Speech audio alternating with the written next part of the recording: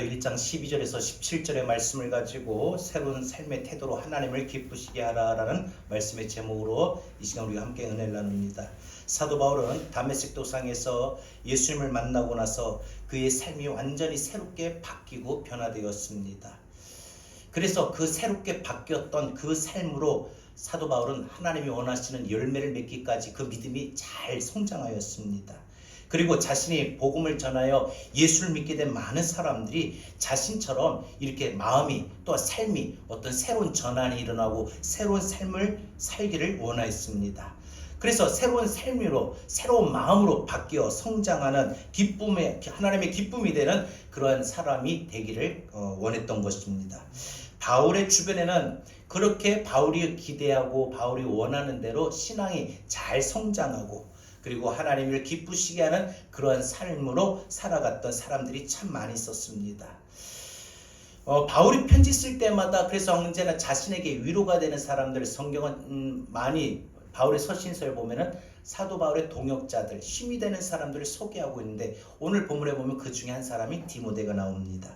디모데는 사도 바울에게 있어서 혈통적으로는 관계가 없는 사람이지만 사도 바울이 디모데를 평가하고 말할 때에 참 내 아들이다, 참 아들이다 라고 소개할 정도로 그만큼 바울이 이 디모데를 얼마나 아끼고 있는지를 알 수가 있습니다. 바울이 마게도냐로 이제 떠나면서 디모데에게 예배소 교회를 맡아 관리해달라고 할 정도로 분명히 사도 바울이 디모데를 생각하고 평가할 때 분명 교회를 맡을 만한 사람이었습니다. 그러나 또 한편으로 보면 아직까지 교회를 온전히 맡기에는 참으로 부족한 면이 있었기 때문에 사도 바울은 누구보다도 그 디모데의 믿음의 성장이 영적 성장이 이루어지기를 원함으로 말미암아 디모데에게 편지를 쓰는데 디모데에게 2번씩이나 편지를 쓰게 됩니다. 바울이 디모데에게 편지를 쓰게 된 이 목적은 바로 이 사도 바울이 그 믿음이 더 아름답게 해서 또 하나님 앞에 온전한 믿음으로 성장되기를 원하는 것이 있기 때문이죠. 우리 또 누가 오셨는데 좀 봐서 읽으십시오. 그래서 우리가 이 디모데는 혈통적으로나 관계 없는 사람이지만 이와 같이 참 아들이라고 소개할 정도로 그 믿음이 자라기를 원했습니다. 신앙의 성장과 온전한 또 이와 같이 사역자로 성장하는 것을 돕기 위해서 사도 바울은 언제나 디모데에게 이와 같이 편지를 쓰면서 누구보다 이 디모데의 믿음이 그 하나님이 원하시는 기쁨으로 성장이 되기를 원했습니다. 그 믿음이 성장이 되기를 원하고 그래서 그렇게 성장하려면은 새로운 삶의 태도를 갖추어야 한다라고 생각했던 것이죠. 저는 오늘 본문을 중심으로 하나님이 기뻐하시는 이 성장을 위한 새로운 삶의 태도가 어떠한 것인지 한번 여러분들과 생각해 보고자 합니다. 첫 번째로 새로운 삶의 태도는 은혜를 누리며 살아가는 것입니다. 바울은 디모데에게 편지를 하면서 가장 먼저 은혜와 평강이 있기를 기도하였습니다. 디모데전서 1장 2절입니다. 믿음 안에서 참 아들 된 디모데에게 편지하노니 하나님 아버지와 그리스도 예수 우리 주께로부터 은혜와 긍휼과 평강이 너에게 있을지어다 라고 말했습니다. 하나님을 만났던 많은 사람들, 하나님이 은혜로우신 분이고 또 그리고 하나님의 은혜가 아니면 우리는 살아갈 수 없음을 깨달은 사람들이었습니다. 바울이 그러했습니다. 디모데가 그러했습니다. 수많은 성경에 나오는 우리 믿음의 선배들이 그러했던 것입니다. 우리 역시 2025년도 이 한 해를 살아갈 때에 우리가 새로워져야 될 것이 무엇이냐? 그것은 바로 우리가 오늘 이 바울이 말하고 있는 것처럼 우리 디모데가 말하고 있는 것처럼 하나님의 은혜가 아니면 나는 이 한 해 살 수가 없습니다라는 우리 분명한 인식과 분명한 고백과 분명한 확신이 있어야 된다는 것입니다. 여러분, 은혜 아니면 살 수가 없습니다. 이것이 우리가 새로워져야 될 올 한 해 우리의 모습입니다. 이전까지 지난 한 해 그 전에는 우리가 하나님의 은혜 부어주시면 감사하고 충만이고 없으면 말고 이런 식으로 살아왔다면 이 한 해는 반드시 우리가 하나님의 은혜가 아니면 나는 살 수가 없습니다. 이런 절박한 그런 마음이 있어야 됩니다. 여러분, 그 은혜가 아니면 살 수 없습니다라는 그런 것을 깨닫는 것이 우리가 새로워지는 마음입니다. 새로운 삶입니다. 오늘 제가 설교 제목을 뭐라고 했습니까? 새로운 삶으로 하나님을 기쁘시게 하라고 했습니다. 새로운 마음을 갖자는 거예요. 이 한 해 우리가 지난 한 해와 똑같이 별반 다를 바 없이 우리가 그런 똑같은 마음으로 살아간다면 오늘도 올 한 해도 우리가 하나님 마음을 기쁘시게 할 수 있겠습니까?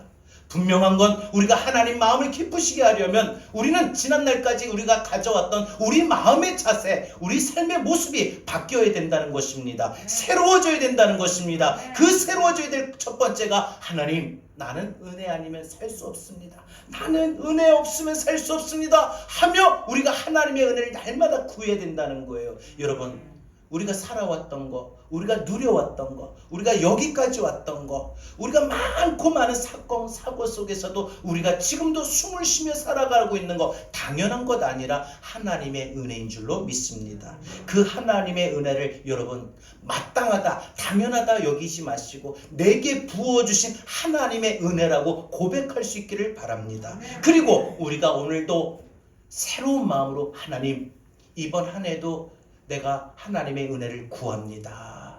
주의 은혜를 구합니다. 이런 믿음의 고백이 있어야 될 줄로 믿습니다. 초대교회의 가장 큰 위협은 교회에 먼저 나왔던 오래 다녔던 사람들이 이제 갓 예수 믿고 복음을 받아 교회 안에 들어온 사람들에게 율법을 강요하는 거예요. 율법을 강요합니다. 할례를 행하라, 이런 음식을 먹지 말라, 이런 삶을 이렇게 살아라, 기도는 하루에 몇 번 해라 하고 그 모세의 율법의 전통대로 지켜야 될 것을 교회 안에 들어온 사람들에게 막 강요를 하고 있는 거예요. 그러니까 이 교회 안에 갓 들어온 사람들은 바울에게 전한 복음을 들은 대로 예수 믿으면 구원받는다 이거였는데, 교회 안에 들어와서 예수 믿고 그래서 예수 이름을 부르며 기도하고 찬양하고 예배드리고 말씀을 듣는데 느닷없이 교회를 오랫동안 먼저 다녔던 사람들이 와가지고 한다는 말이, 당신 할례 받았습니까? 안 받았는데요. 할례 안 받으면 구원 못 받습니다. 당신 기도 몇 번 합니까? 글쎄요, 하루에 3번 할 때도 있고 아니면 바쁘면 1번밖에. 3번 이상 해야지 구원받지 3번 못하면 구원 못 받습니다. 이러는 거예요. 그러니까 이 교회에 갓 들어온 사람들이 어떻게 될까요? 분명히 바울은 예수 믿으면 구원받는다, 예수 믿으면 구원받는다, 믿음으로 구원받는다라고 했는데 자신에게 전혀 상관이 없는 율법을 강요하고 있는 거예요. 그래서 은혜로 얻는 구원을 잊어버리게 하고 다시 율법적인 삶으로 돌아가게 하는 시도가 초대교회 안에 있었다는 거예요. 그래서 바울은 에베소 교회 교인들에게 올바른 교훈을 가르칠 것을 명령하면서 편지 앞부분에 뭐라고 썼느냐? 은혜가 없는 삶, 은혜를 잊어버리는 것은 율법적인 삶을 경계했다는 거예요. 은혜가 없는 삶, 은혜를 잊어버리는 율법적인 삶을 조심해라. 교회는 율법이 아니라 교회는 예수 믿는 믿음이다 라는 것을 강조했다는 것이죠. 바울에게 있어서 이와 같이 교회가 율법으로 돌아가는 것은 성령으로 시작하였다가 육체로 마치는 어리석은 행동이었으며, 자유를 얻었던 사람이 분명 자유를 얻었는데 다시 종으로 돌아가는 것과 같은 불행한 일이었습니다. 오늘 본문에서도 바울은 자신을 표현합니다. 자신을 뭐라고 고백하느냐? 바로 하나님의 긍휼을 얻은 사람, 하나님의 풍성한 은혜를 누린 사람이라고 고백하고 있는 것입니다. 그러면서 자신이 이렇게 풍성한 은혜를 받고 긍휼한 은혜를 받지 않았다면 나는 어찌 하나님의 자녀고 나는 어찌 하나님의 일을 할 수가 있는가? 자신의 지난 날을 떠오르는 거예요. 비교를 해보는 거예요. 여러분, 바울이 어떤 사람이었습니까? 예수 믿는 사람들을 가장 핍박했던 사람이 바울이었습니다. 그날도 예수를 만나기 전에도 그날도 역시 바울은 어김없이 늘 예수 믿는 사람들이 모여있다라는 정보를 듣고 예수 믿는 사람을 잡으러 가는 도중이었습니다. 그 다메섹 도상에서 부활하신 예수님을 만나게 된 것이죠. 그래서 그 바울의 삶이 바울의 예수님으로 말미암아 새롭게 변화가 된 것입니다. 그러면서 뭘 깨달았느냐? 새로워진 마음에 하나님의 은혜가 아니면, 주 예수 그리스도의 은혜가 아니면 내가 어찌 구원받을 수가 있을까? 그러면서 그는 어떻게 고백합니까? 내가 죄인 중에 괴수라고 했습니다. 여러분, 그냥 죄 있습니다, 죄 졌습니다, 잘못했습니다, 이 정도가 아니라는 거예요. 나는 죄인 중에 큰 죄입니다. 괴수라고 했죠. 여러분, 이것은 사도 바울은 은혜 없는 자신을 상상할 수 없었던 것이고, 하나님의 은혜가 아니면 나는 정말 하루도 살 수 없다는 것을 깨닫는 고백이었던 것입니다. 그러면 바울에게 왜 이토록 은혜가 중요했습니까? 그것은 은혜만이 구원을 얻을 수 있는 유일한 방법이기 때문인 것입니다. 오늘 저와 여러분들이 이 땅에서 믿음으로 구원을 받습니다만, 그 구원의 감격과 그 구원의 뜨거움을 유지하는 건 뭡니까? 지속적으로 이어가는 건 뭡니까? 은혜라는 것이에요. 여러분 보세요. 우리가 분명히 예수를 내가 10년 전이든 안 그러면은 여러분들 예수를 처음 믿을 때, 예수님을 나의 구주로 영접할 때 이미 여러분은 구원받았습니다. 천국 백성이 되었습니다. 근데 문제가 뭐예요? 그 구원받은 그때 그 처음의 감격과 그 뜨거움과 그 열심이 지금도 있습니까? 일어나고 있습니까? 없다는 거예요. 많은 사람들이 이렇게 믿음의 매너리즘에 빠져가지고 오랫동안 신앙생활을 했던 그 모든 모습 속에서 새롭게 변화되지를 못하고 늘 안주해 있습니다. 하나님의 은혜에 대해서 목마름도 없고, 하나님의 은혜에 대해서 간구하고 갈급하고 갈망하는 것도 없다는 것이지요. 여러분, 우리가 새로워져야 될 게 무엇입니까? 지난날까지 우리가 그랬다면 올해는 적어도 2025년도는 내가 하나님의 은혜가 아니면 난 살 수 없음을 여러분 분명히 인식하고 고백하면서, 하나님, 난 정말 은혜 아니면 살 수 없어요. 은혜가 없으면 살 수 없어요. 내가 이렇게 마음이 너무나도 약하고, 마음이 너무나도 이렇게 무너지고, 마음이 너무나도 쉽게 고통받는 나의 삶 가운데 하나님 은혜가 아니면 나는 늘 중심을 못 잡아요. 늘 이리저리 상황에 따라, 환경에 따라, 감정에 따라, 삶의 모습에 따라 이리 흔들 저리 흔들거리는 나의 영혼의 모습에 하나님 은혜가 아니면 나는 온전히 세워질 수가 없음을 고백하는 것이 오늘 우리에게 필요하다는 것이지요. 바울은 예수 그리스도 안에서 하나님의 놀라우신 은혜를 깨달아 이전에 율법으로 살아왔던 자신이 이제는 은혜로 살아간다는 것을 깨달았던 것입니다. 사랑하는 여러분, 삶의 태도가, 우리가 새로운 삶의 태도가 되어야 될 것이 무엇입니까? 우리 역시 사도 바울처럼 하나님 은혜 아니면 살 수가 없습니다. 바울은 하나님의 은혜가 아니면 살 수 없음을 고백하면서 하루를 살아도 은혜로만 살려고 했습니다. 여러분, 오늘 하루를 살려고 해도 은혜로 살려고 하십니까? 오늘 은혜 못 받으면 다음 주일날 예배 와서 은혜 받지. 오늘 그냥 모처럼 교회 오려고 했는데 그냥 시험님이 들어가가지고 은혜를 도저히 못 받아. 마음도 못 열겠고, 입술도 못 열겠고, 찬양도 그냥 부르지도 못하겠고, 기도도 안 되고, 찬송을 불러도 그냥 손도 안 올라가고, 손뼉 치며 찬송하는데 손뼉도 안 쳐지게 되고, 설교도 안 들리게 되고, 오늘 그냥 그러니까 다음에 은혜 받지. 아닙니다. 오늘 하루만이라도 여러분들 은혜로 살 수 있는 여러분의 삶이 되길 바랍니다. 하루를 살아도 은혜로 살기를 바랍니다. 여러분, 사도 바울은 왜 그렇게 은혜를 갈망하고 은혜 없이는 살 수 없다고 그렇게 말하고 있느냐? 그것은 자신의 인생이 노력과 수고의 결과로 이루어지는 것이 아니라 전적인 하나님의 은혜로 이루어지는 것임을 알았기 때문입니다. 여러분, 우리가 살아가는 동안 사업을 해도, 또한 공부를 해도, 또 취직을 준비해도 내 인생의 앞길을 주님께서 인도하신다고 했지만 그 모든 걸음걸음을 우리가 걸어가는 삶도 하나님의 은혜가 아니면 전혀 나아갈 수가 없고 살아갈 수 없는 우리의 삶의 모습이라는 것입니다. 하나님의 은혜가 아니면 살 수가 없습니다. 그래서 바울은 누구든지 그리스도 안에 있으면 은혜로 영생을 얻을 수 있으며 모든 사람을 위하여 예비해 주신 그 은혜를 말하고 있는 것입니다. 여러분, 하나님이 분명 모든 사람에게 은혜를 주셨어요. 준비하셨어요. 그래서 제가 앞에서도 말씀을 드렸죠. 오늘 주님 앞에 나와서 예배 드릴 때, 은혜의 보좌 앞에 나올 때 여러분들 각자 상황에 맞는 은혜가, 필요한 은혜가 있다는 거예요. 몸이 아픈 분들 오늘 이 시간 왔다면 하나님이 치료하시는 그 은혜를 구해야 됩니다. 지난 일주일 동안 마음이 괴롭고 혼란스럽고 마음이 막 갈팡질팡했다면 그 마음의 안정을 찾는 마음의 평강의 은혜를 구해야 됩니다. 마음이 슬프고 고통스러웠다면 마음의 기쁨의 은혜를 구해야 되는 것입니다. 여러분, 우리가 살아가는 동안에 하나님의 은혜가 아니면 살아갈 수 없다고 고백하고 있는 것처럼 우리가 오늘도 우리의 삶 가운데에 하나님의 은혜로 살아갈 수 있는 믿음의 삶이 되어야 됩니다. 여러분, 우리 살아가는 삶이 우리의 노력으로, 우리의 수고로 이루어지는 것 절대 없습니다. 절대 이루어질 수도 없습니다. 이루어지는 것 같이 보인다 할지라도 그것이 헛된 것일 수밖에 없습니다.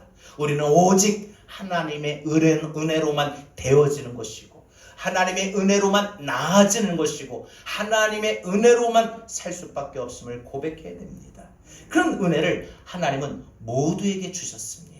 모두에게 받으라고 예비하셨고 준비해 주셨습니다. 그러나 하나님이 모두에게 은혜 받기를 원하셔서 다 아픈 누구에게는 이런 치료의 은혜가 필요하구나, 치유의 은혜, 신유의 은혜가 필요하구나, 이런 평강의 은혜가 필요하구나, 이런 실학의 은혜가 필요하구나 하고, 하나님은 우리의 사정에 맞게끔 하나님 모든 예비된 은혜를 오늘 주일날 예배 드리는 주의 보좌 앞에 나오는 이 자리에서 드리는 예배를 통해서 은혜를 준비하셨지만, 모든 사람들이 이 자리에 왔다고, 모든 사람들이 다 하나님이 준비하셨다고 해서 그 은혜를 받을 수 있느냐? 아니라는 거죠. 그럼 어떤 사람이 은혜를 받을까요? 구하는 자에게, 찾는 자에게. 여러분, 은혜를 구하십시오. 오늘도 예배를 통해서 예배를 드리는 게 목적이 아닙니다. 예배를 통해서 은혜를 구하는 게 목적이라는 거예요. 우리가 나중에 말씀 마치고 우리가 찬양 부를 때 주의 은혜를 구해야 되는 겁니다. 은혜 없이는 난 살아갈 수 없기 때문에 오늘도 주의 은혜를 구하는 겁니다. 여러분, 오늘 이 시간 우리가 내가 문제가 있어서 문제 해결을 위하여 구하고, 내 마음의 소원을 이루기를 원하여 구하는 것, 이것도 필요하지만 우리가 그것보다 더 앞서야 될 것이 무엇이냐? 하나님의 은혜를 구해야 되는 겁니다. 하나님의 은혜를 구하면은 하나님 우리에게 모든 것을 허락하여 주십니다. 그래서 우리는 무엇보다 오늘도 이 예배 자리에서 우리가 하나님의 은혜를 구하는 일에 최선으로 우리가 생각하고 열심히 구해야 됩니다. 교회를 찾는 것도 오늘 우리가 은혜를 얻기 위함입니다.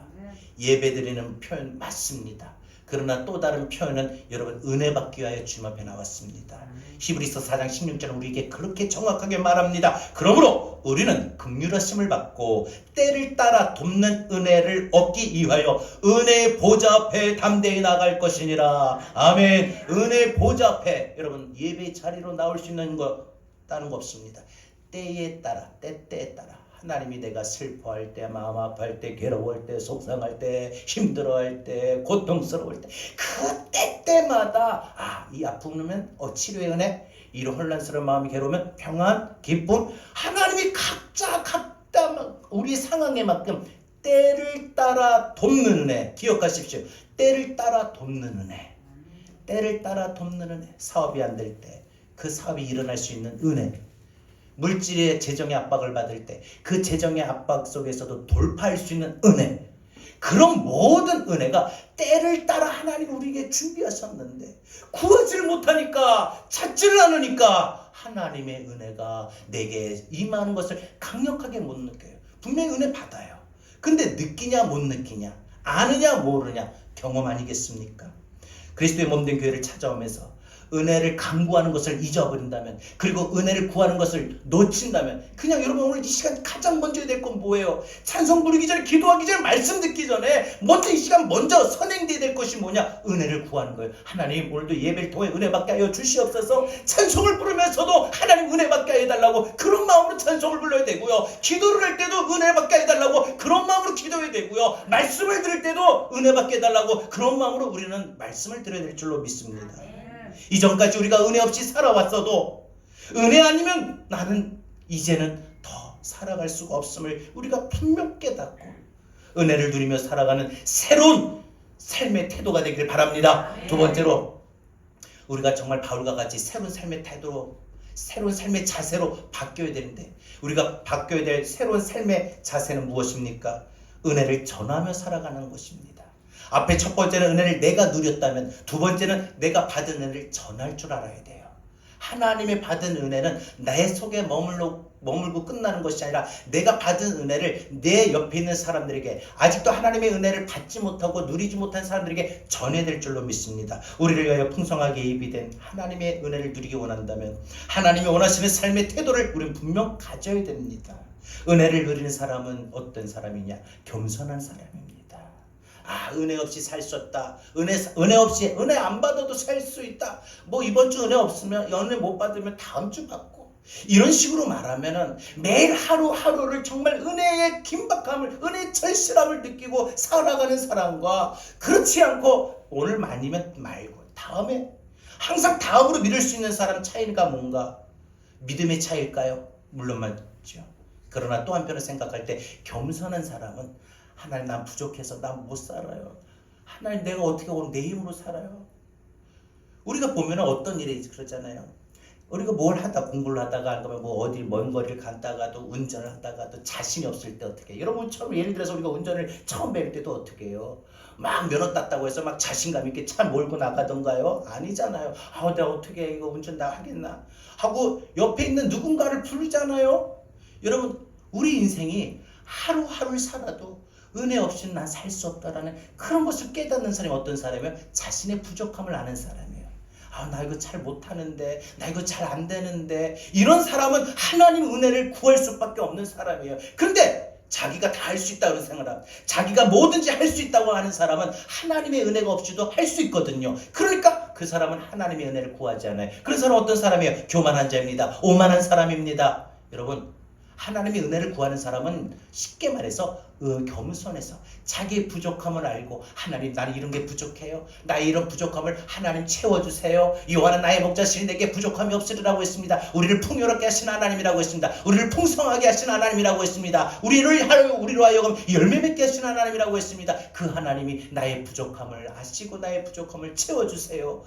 여러분 그것이 은혜를 구하는 마음입니다. 그 마음이 바로 겸손인 것입니다. 그래서 잠언 3장 34절에서 성경은 우리에게 이렇게 가르치고 있습니다. 진실로 그는 거만한 자를 비웃으시며 겸손한 자에게 은혜를 베푸시느니라 라고 했습니다. 여러분 하나님이 거만한 자를 비웃으시고 네가 나 없이 안 본다고 한번 해봐라.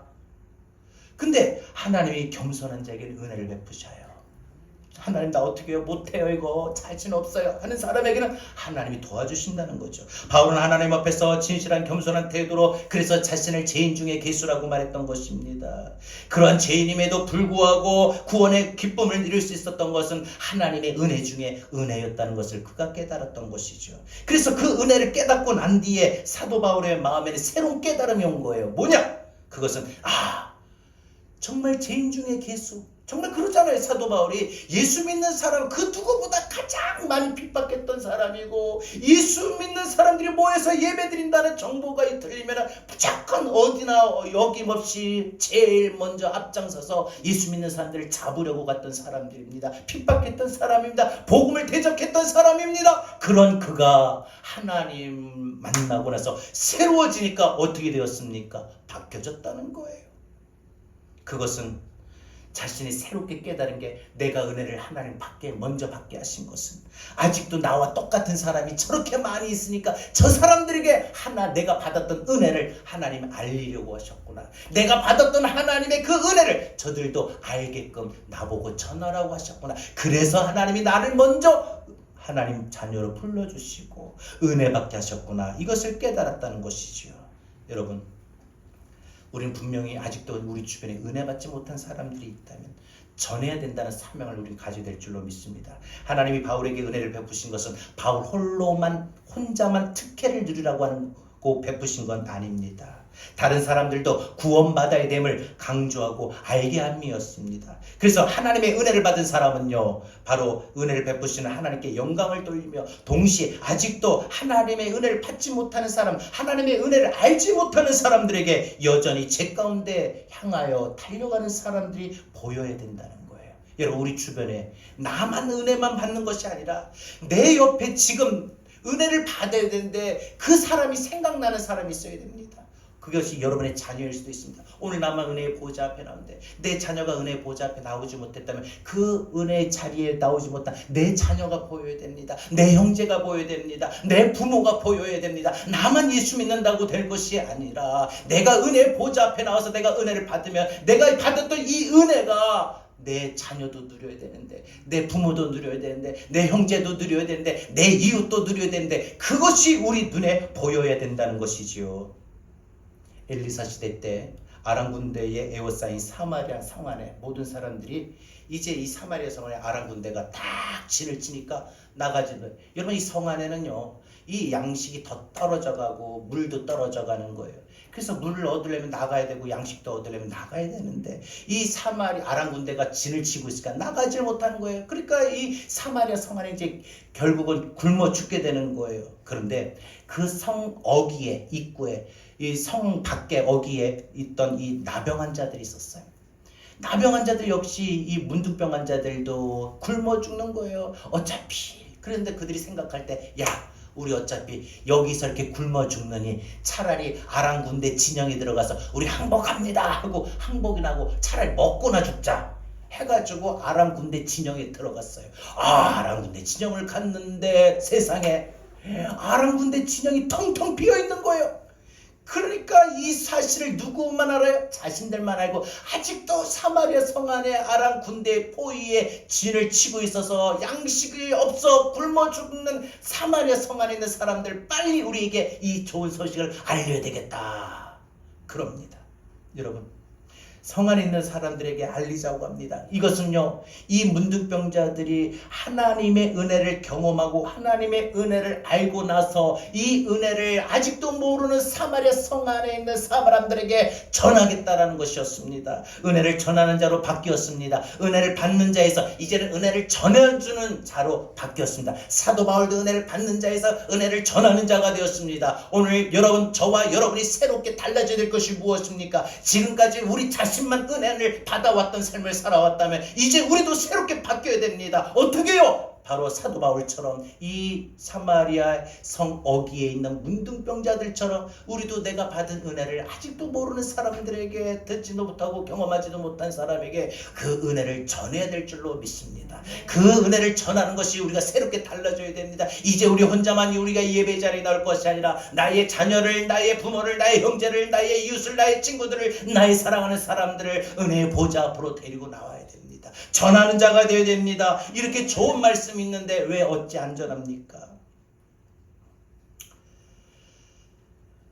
제가 아는 분이 요즘에 나라 시국이 그렇잖아요. 그래서 목사님 강화문 한번 가보실래요? 그래요. 강화문요.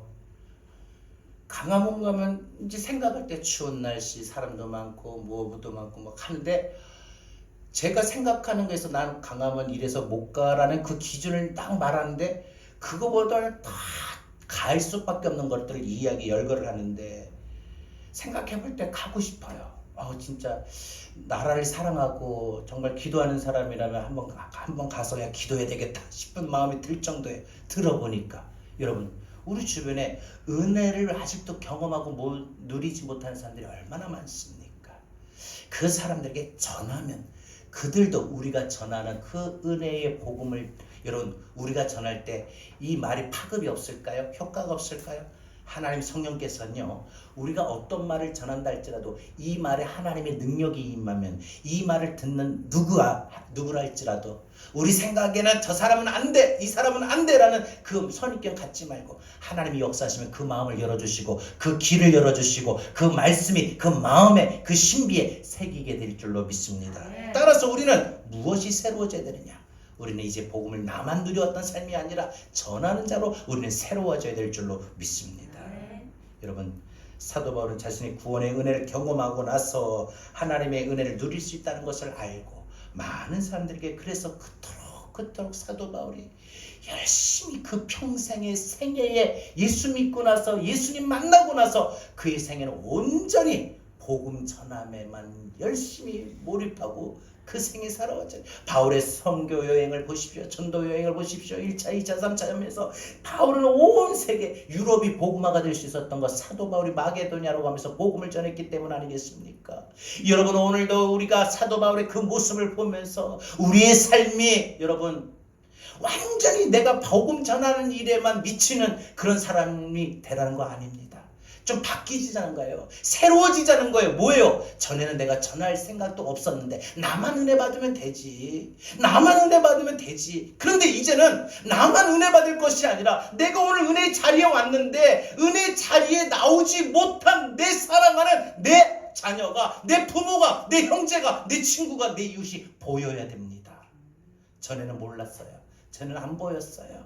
그냥 혼자 오면은 줄 알고, 의뢰 그냥 내 자녀들은 교회 안 나오니까, 의뢰 내 부모는 안 나오니까, 의뢰 내 친구들은 안 나오니까 이렇게 생각하고 나는 혼자 나왔어요. 그런데 이전까지 그랬다면 우리 새로워져야 됩니다. 뭐가요?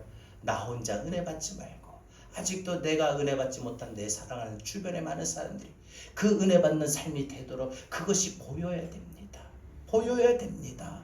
보여야 됩니다. 여러분, 우리가 이번 명절에도 그런 맛있는 거 드셨습니까? 드시면은 맛있는 걸 먹으면은 꼭 누가 생각이 나죠. 여러분, 가장 마음이 있는 사람, 사랑하는 사람이 생각이 나요. 왜 우리 부모님들 보면은, 안 그러면 사랑하는 사람들 보면은 그런 말 하잖아요. 아유, 혼자 이거 먹으니까 걸린다. 그래요. 그러시잖아요. 그죠? 여러분, 우리가 그래야 됩니다. 내가 받은 이 은혜를 아직도 누리고 아직도 모르는 사람들이 그게 있음을 내 눈에 보여야 돼요. 마음에 느껴져야 돼요. 오늘 이 자리에 같이 왔었으면 참 좋았을 텐데, 내가 받은 이 은혜를 같이 받았으면 참 좋을 텐데. 여러분, 그렇게 생각하고 그렇게 보여지는 것이 우리가 새로워지는 거예요. 마지막 세 번째로 말씀을 드리고 마치겠습니다. 여러분, 우리가 분명 사도 바울과 같이 우리의 삶이, 우리의 마음이 새로워져야 되는데, 우리가 새로워져야 될 것이 무엇입니까? 마지막 세 번째로 우리는 하나님의 능력으로 살아갈 수 있다는 것입니다. 하나님의 능력으로 밖에 살 수 없습니다. 여러분, 바울이 하나님께서 이렇게 자신에게 맡겨주신 일을 감당할 때에 능력도 주시고 힘도 주심을 알았습니다. 하나님의 능력과 하나님의 힘을 구하는 새로운 삶으로 사도 바울은 충성했다는 것이죠.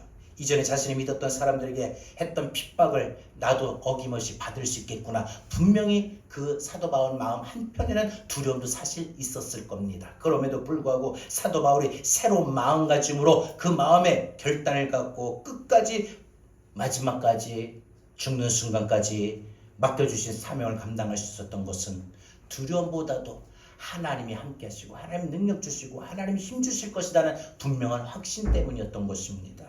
세상에서 우리가 어떤 일을 할 때도 우리가 분명히 그 일을 감당할 수 있는 힘이 있어야 됩니다. 그러잖아요. 일을 할 때도 보니까 젊었을 때 몸이 튼튼하니까 일이 되는데, 이제 나이가 들면 어디 한 곳이 아프고 몸이 불편하면 일을 하는 것도 힘들어요. 뭐 꼭 일뿐만 아니라 계단 올라오는 것도요. 그러잖아요. 우리가 어디를 움직이는 것도, 전에는 운동을 해도 뛰어다녀도 막 뛰어다녔는데, 이제는 나이가 들면 여기저기 아프면은 뛰어다니는 것도 우리가 편하지 못합니다. 감당할 때 감당할 힘이 있어야 됩니다. 능력이 있어야 됩니다. 분명히 우리가 어떤 일을 하든지 그 일을 감당할 수만 있는 능력이나 실력이 있으면 조금도 위축되거나 두려워하지 않고 당당합니다. 자신 있어요. 자신 있으니까요. 여러분, 공부하는 애들, 학생들도 보면요, 자기가 딱 아는 거 딱 있으면은 선생님이 딱 시킬 때 보면은 두렵지가 않아요. 혹시 선생님 나 시키면 어떡하나 하고 선생님 눈을 피해가지고 책상만 보면 오히려 그게 더 지목받지요. 근데 내가 알고 있으면 선생님 나 시켜도 대답할 수 있다, 발표할 수 있다라는 그 자신감과 그 당당함이 있으면은 전혀 두렵지가 않습니다. 여러분, 사업을 하면서도 우리가 든든한 자금이 있으면은 우리가 두렵지가 않습니다. 적진을 가도 강력한 무기가 있으면 두렵지가 않습니다. 그러나 좋은 아이템을 가지고 있어도 자금이 부족하면은 괜히 왜 이 사업이 잘 될 수 있을까라는 불안한 마음이 듭니다. 올 한 해를 살아가면서 우리가 일상적인 생활 속에서나 혹은 우리가 믿음의 영적 생활에서 우리가 부족하고 연약한 우리에게 하나님이 나에게 반드시 내가 살아가는 동안에 실력이 부족하고 내가 직장 구해야 되는데 내 어떤 스펙이 그 회사에서 따라주는 조건에 못 채워지고 내가 여러 가지 부족하고 이래서 부족하고, 이런 일상적인 생활뿐만 아니라 영적 생활에서도 기도하고 충만하고 은혜로 주님 앞에 다 가까이 나가야 되는데, 지난 2월 첫째 주 목사님 말씀에 보니까 우리가 새로운 삶으로 은혜를 받아야 된다, 은혜 아니면 살 수 없다라고 했는데, 정말 내가 그 말씀을 들을 땐 기억이 나는데 또 잊어버리기가 쉬워지는 내 영혼의 심령의 상태를 알 때, 여러분, 우리는 분명히 일상적인 생활 속에서든 혹은 우리가 믿음의 영적 생활이 있어든 간에 우리가 분명한 것은요, 부족하고 연약한 우리에게 하나님의 능력과 힘을 주시면 우리가 감당할 수 있다는 확신이 오늘 우리는 더욱 필요합니다. 여러분, 아람 군대가 쳐들어왔을 때 사마리아 성 안의 사람들과 왕은 아람 군대 때문에 두려웠습니다. 그러나 엘리사는 평안함을 잃지 않았습니다. 이유는 엘리사는 하나님의 능력을 알았기 때문인 것이죠. 여러분, 우리 주변에는 돈이 힘이라고 생각하는 사람이 있습니다. 또 자신과 함께 해주는 사람이 숫자가 얼마나 많으냐에 따라서 그게 힘이 되는 사람이 있습니다. 그러나 우리는 믿음의 사람으로서 우리의 삶은 그것이 힘으로 살아가는 것이 아닙니다. 우리는 오직 하나님의 능력과 하나님의 힘으로 살아가는 것인 줄 믿습니다. 하나님의 능력으로 살아갑니다. 하나님의 힘으로 살아갑니다. 이런 새로운 마음을 우리는 가져야 됩니다. 그래서 우리는 이 한 해 하나님 능력 주세요. 하나님 힘 주세요. 날마다 기도하실 때마다 좀 주먹도 쥐고 이렇게 때리고 하나님 힘 주세요. 주 능력 주시옵소서. 좀 멋있게 할렐루야. 여러분들 기도 좀 이렇게 하세요. 하나님 힘 주세요. 능력 주세요. 기도할 때도 사는 게 사니까 너무나도 그냥 위축이 되고 막 힘이 드니까 막 너무나도 세상 속에 살면서 이리 치고 저리 치고 그래서 그런지 기도할 때 그러죠. 기도할 때도 막 좀 장당하게 자신감있게 숨어쥐고 주여 하나님 능력 주옵소서. 힘 주시옵소서. 이렇게 좀 우리가 멋진 그런 기도의 삶을 살아가길 바랍니다. 하나님 바울에게 이렇게 하나님의 놀라운 일들을 행하셨던 거, 여러분 그것은 우리가 생각해야 됩니다. 새로워져야 됩니다. 여러분 하나님의 그래서 사명을 감당한 사람들의 특징은요, 당당함이 있었습니다. 담대함이 있었어요. 모세가 바로 앞에 나가서 이스라엘 백성들을 하나님 보내라고 하셨습니다 하고 말할 때도 모세는 바로 앞에서 당당함을 잃지 않았습니다. 거대한 골리앗을 보고 모두가 두려워 떨며 안절부절하지 못할 때 다윗은 담대하게 골리앗 앞에 나가서 골리앗을 쓰러뜨릴 수가 있었습니다. 사도 바울은 빌립보 감옥에서 복음을 전하다가 잡혔는데 그 감옥 속에서 이제 사형 선고를 받고 언제 죽을지도 모르는 그런 인생의 위기 속에서도 담대하게 찬송을 할 수가 있었던 것. 여러분들 그들이 왜 그토록 그런 인생의 위협 속에서도 위기 속에 고난 속에서도 당당할 수 있었느냐? 그 이유는 언제나 그들은 하나님이 어떤 상황에서든 나와 함께 하심을 믿었기 때문입니다. 그래서 제가 참 좋아하는 말이 있어요. 어디서나 어느 곳에서나 함께 하시는 하나님, 어디를 가든지 무엇을 하든지 함께 하시는 하나님. 바울은 하나님이 함께 하실 때 하나님이 능력을 주실 것이고 힘을 주실 것이고 이것을 깨달은 거예요. 하나님이 함께하면 그냥 함께한다는 게 아니에요. 함께하면 반드시 따라오는 게 있어요. 뭐예요? 힘을 주십니다. 능력을 주십니다. 하나님이 함께하시면 여러분의 하나님이 병상에서도 함께 하시면 힘 주시고 능력 주시고 수술방에 들어가는 자리에서도 함께 하시면 하나님이 그 수술방에서도 수술이 잘 맞출 수 있도록 자신의 모든 몸 상태뿐 아니라 그 수술을 집도하는 의료진들에게까지도 하나님 힘 주시고 능력 주시고 공부하는 학생들이 시험으로 갈 때에 그 시험에서도 좋은 결과를 얻을 수 있는 것은 하나님께서 지혜의 힘과 지혜의 능력을 주셔서 좋은 머리로 떠오르게 하시고 그래서 좋은 결과를 보게 하신 것 아니겠습니까? 여러분 우리 인생에 하나님이 함께 하시면 반드시 따라오는 것. 하나님이 왜 함께 하시냐? 힘 주시려고 함께 하시는 거예요. 능력 주시려고 함께 하시는 거예요. 그래서 사도 바울은 빌립보서 4장 13절에서 내게 능력 주시는 자리에서 내가 모든 것을 할 수 있느니라 라고 말했지 않았습니까? 여러분 오늘 본문에서도 뭐라고 합니까? 나를 능하게 하신 그리스도 예수라고 말했습니다. 나를 능하게 하셨던 예수님, 내가 예수님 안에서 나를 능하게 하신 것입니다. 여러분 자신은 언제나 질그릇과 같이 깨어지기 쉬운 존재이지만 질그릇과 같은 그 안에 하나님의 능력이 깃들어지니까 하나님의 능력이 임하니까 충분히 감당할 수 있다는 것이죠. 여러분 사명을 감당하는 사람에게 필요한 것이 바로 이런 믿음이고 확신입니다. 우리가 신앙의 삶에 있어서 가장 필요한 이 확신은 하나님의 능력이고 힘입니다. 하나님 능력 주실 줄 믿습니다. 힘 주실 줄로 믿습니다. 여러분 이 확신을 갖고 올 한 해 살아가기를 바랍니다. 이제 말씀 맺겠습니다. 2025년을 시작하면서 두 번째 달을 시작합니다. 작년까지는 그전까지는 우리가 살아가면서 주어진 삶에 우리가 태도를 상황에 맞게끔 내 상황이 이러니까 마음은 막 원인데 내 상황이 이러니까 나를 억누를 때가 많았고 그냥 의례적으로 나는 상황이 이러니까 난 못해 하고 스스로 포기하고 멈출 때도 많았었습니다. 작년까지 그랬다면, 그전까지 그랬다면 우리 살아가면서 이제 우리 생활 좀 새로워지길 바랍니다. 나 자신의 생각과 방식과 판단에 맞게끔 살아왔다면 이제 우리가 새로운 삶의 자세를 가져야 됩니다. 새로운 삶의 자세를 가질 때 하나님 마음을 기쁘시게 할 수 있습니다. 하나님, 나는 하나님의 은혜가 아니면 살아갈 수 없다는 새로운 삶의 자세가 있어야 됩니다. 아직도 하나님의 은혜를 모르는, 그래서 자신의 인간적인 방법대로 살아가는 많은 사람들이 우리 눈에 보여야 되고, 그래서 그들에게 나만 은혜 받을 게 아니라 내 사랑하는 누구 아무개가 은혜를 함께 받기를 원하는 것이 되어야 됩니다.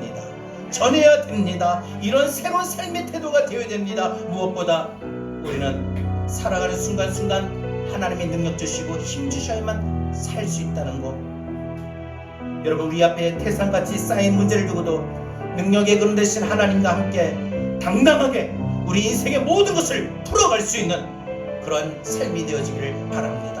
그리고 그런 삶을 새로워지는 모습을 바라보시는 하나님께서 아무개 교회가, 제자 교회가, 아무개 성도가, 아무개가 달라졌네, 새로워졌네 하시고 하나님이 기뻐하셔야 됩니다.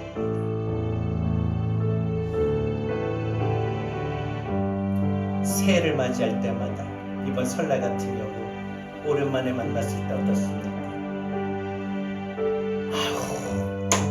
이렇게 컸냐? 새로워진 모습, 바뀐 모습의 기쁨이 되지 않았습니까?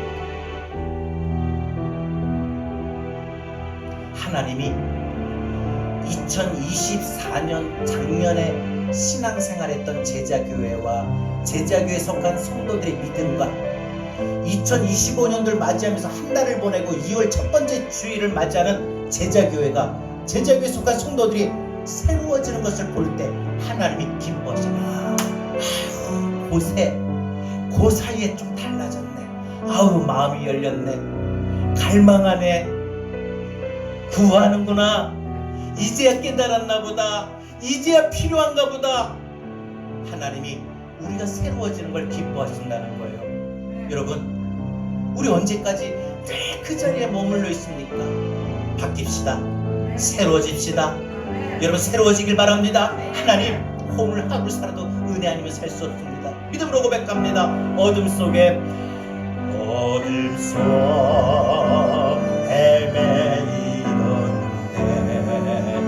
갈 길 몰라 방황할 때 길 몰라 뜻을 한 절 한 절 오늘 말씀을 생각하면서 고백합시다. 영광의 그 빛이, 영광의 빛이 나를 향해 비추었네. 하나님은 그 은혜의 빛을 날마다 여러분에게 비춰주셨어요.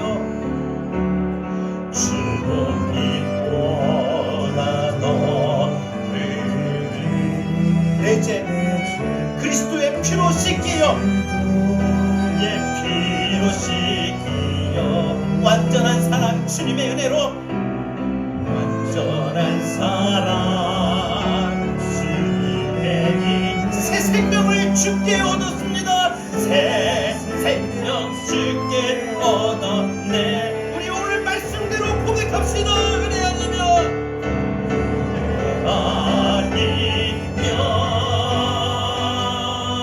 설 수가 없습니다. 나 살아갈 수가 없습니다. 십자가의 그 사랑이, 십자가의 그 사랑 능력 아니면 나서지 못하네. 은혜 아니면 다시 한번 고백합니다. 은혜 아니면 나서지 못하네. 나서지 못하네. 그 은혜를 깨닫고 나서 보니 어떻습니까? 그 은혜가요? 나를 사랑 그 은혜 아니면 나서지 못하네. 두 번째 2절 어둠 속에 헤매던 고백합시다. 믿음으로요.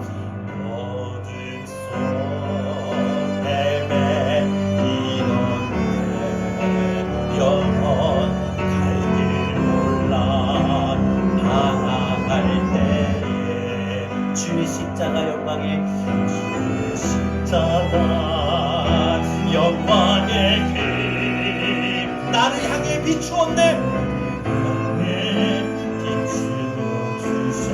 지금까지 우리는 어땠습니까? 나의 노력과 의지로 살아왔습니다.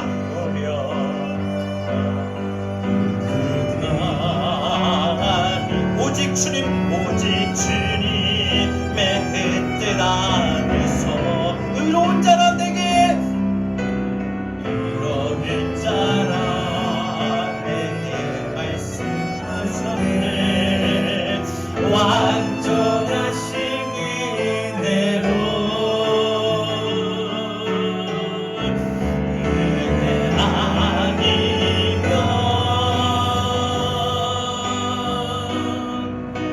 나서지 못하네. 십자가의 그 사랑 그 능력이 십자가의 그 사랑 능력 아니면 나서지 못하네. 은혜 아니면 은혜 아니면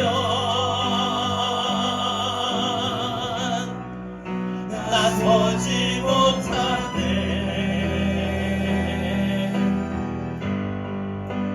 놀라운 사랑 그 은혜 아니면 나서지 못하네. 우리 다 같이 오늘 주신 말씀을 들고 이 시간 기도합시다. 은혜 아니면 나는 살아갈 수 없습니다. 주여 나는 은혜 아니면 살아갈 수 없습니다. 우리 다 같이 이 시간 주신 말씀을 들고 우리 함께 기도합니다.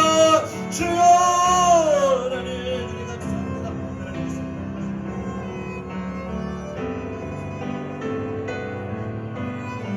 주여 주여 주여 주여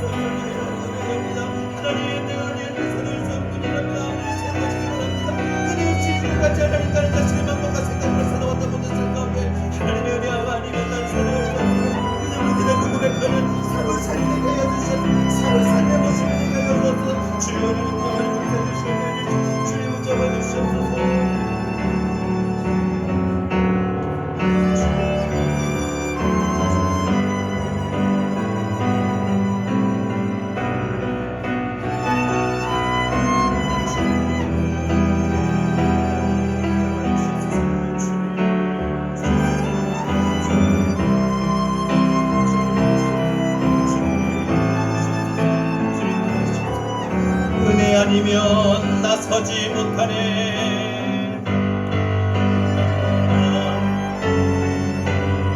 나서지 못하네. 나서지 못하네. 십자가의 그 사랑 그 능력이 아니면 십자가의 그 사랑 하나님의 능력과 힘이 아니면 나서지 못하네. 은혜 아니면은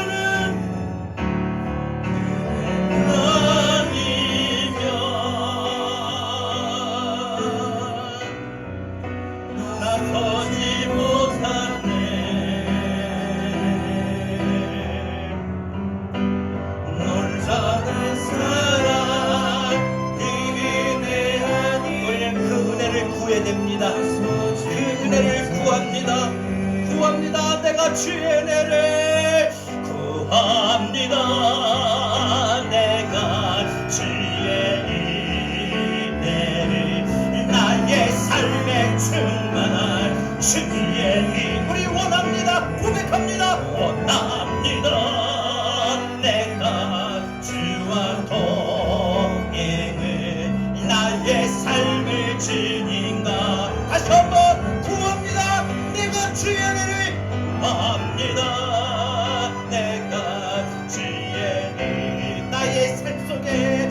나의 삶에 충만한 주의 힘 원합니다.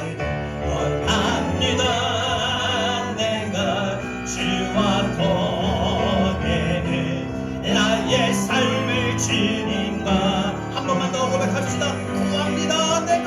구합니다.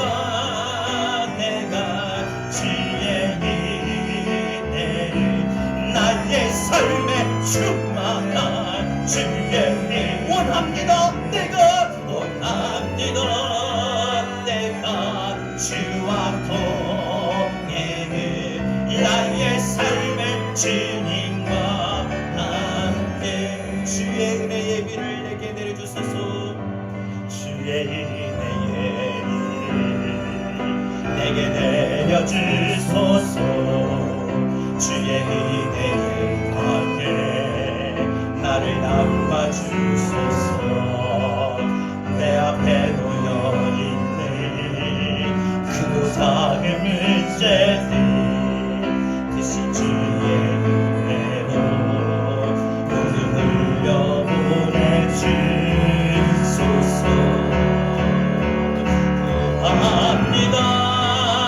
내가 주의 은혜를 나의 삶에 충만한 주의 힘 원합니다. 내가 원합니다.